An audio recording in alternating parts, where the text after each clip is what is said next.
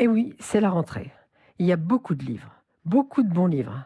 Et j'ai plusieurs coups de cœur. Alors, je ne vais pas vous parler maintenant de mon principal coup de cœur français, qui est Yannick Enel, La solitude des professeurs est infinie chez Gallimard, parce qu'il va venir en parler dans un monde de livres le jeudi 10 septembre à 11 heures.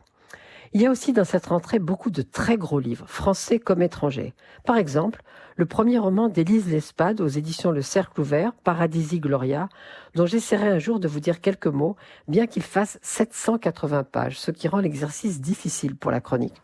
Alors pour commencer cette saison, j'ai choisi quelque chose qui est à l'opposé de tout ça. Un livre de 140 pages d'un Italien que j'aime particulièrement, Marco Lodoli. Il a déjà une œuvre importante traduite en français.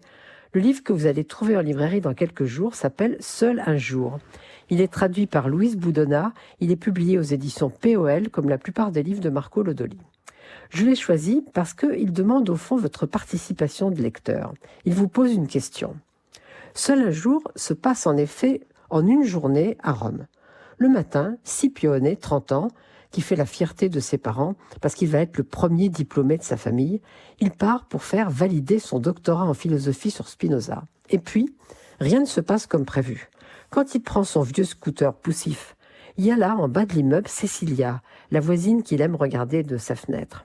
Ils partent ensemble pour une folle journée dans la ville. Alors on les suit dans les parcs, dans les gares, mais ils passent aussi par l'université. Et là, on dit à Scipione que certes, il est inscrit depuis 10 ans, mais qu'il n'a jamais rien fait, et surtout pas un doctorat sur Spinoza.